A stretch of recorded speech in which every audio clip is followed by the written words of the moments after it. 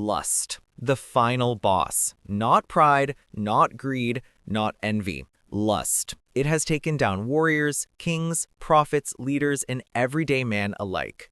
David the Giant Slayer. Everyone knows the story of David the Giant Slayer, the shepherd boy who became king, the man described as a man after God's own heart. He had courage, he had faith, he had victories no one else could even dream of. But the same man who stood fearlessly before Goliath fell hopelessly before Bathsheba. Not because she was stronger, but because his desires were left unchecked. A single moment, a single lingering look from the rooftop, and the giant slayer became the one who was defeated.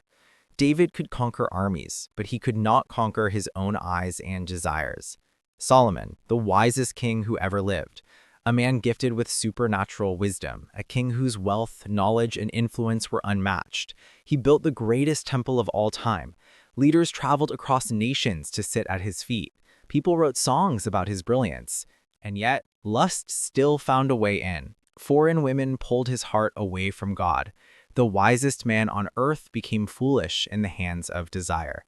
Samson, a man blessed with supernatural strength from God himself. He tore lions apart with his bare hands. He carried city gates on his shoulders. He struck down armies. He was unstoppable, except when it came to Delilah. A single woman, a single weakness, and the strongest man in the world felt like a tree. Not because Delilah had power, but because Samson locked boundaries. He lost everything: his strength, his freedom, his sight. All because he let lust lead him instead of purpose. These were not weak men. These were not average men. They were warriors, kings, judges, champions of the faith. They built kingdoms, defeated giants, led nations, moved mountains. But every single one of them, every one, fell to the same enemy, lust. And if you're not careful, you will too. What lust really is. At its core, lust is a biological and psychological surge, a craving driven by the brain's reward system built into us by evolution to ensure survival. But over time, it has become something much more complex, an emotional temptation, a fantasy creator, and sometimes a destructive force. When lust hits, it overrides logic, narrows your focus, and fuels vivid imagination. You might find yourself drawn intensely to someone you barely know, projecting fantasies onto them that have nothing to do with who they actually are. That's because lust activates the brain's reward circuits, flooding you with dopamine, testosterone, and adrenaline. Your heart rate rises, your senses sharpen, and reality begins to bend around the story your mind wants to believe. Lust is powerful because it mixes biology with imagination. It gives you a rush of excitement, possibility, and intensity, all while blurring judgment. It can make you look at someone not as a whole person with depth and emotion, but as a source of temporary pleasure. And that's where its danger begins. Lust is in many ways a story we tell ourselves, one fueled by chemistry, instinct, and desire. Lust in the modern age. Lust has always existed, but today it's on a level we never experienced before. We're living in an age where desire is no longer something natural or spontaneous. It's something engineered, packaged, and pushed onto us every hour of the day. Everywhere you look, online ads, social media, music videos, dating apps, lust is amplified to the extreme. It's no longer a whisper in the back of the mind, it's a constant shout.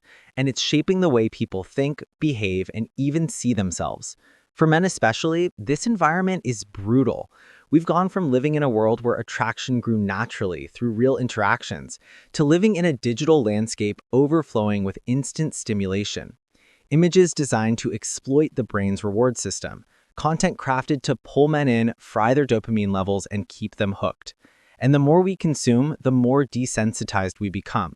The more we chase, the less we feel, the more we expect, the harder real connection becomes.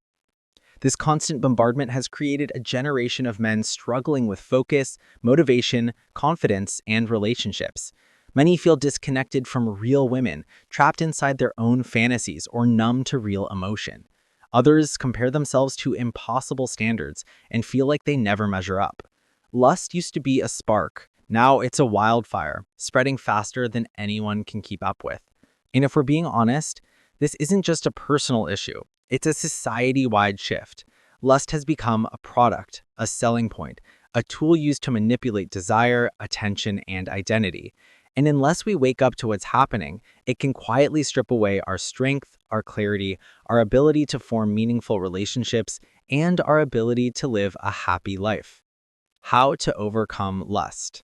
Try to understand lust. Just like every other emotion we feel, sadness, happiness, anger, lust is also just a feeling.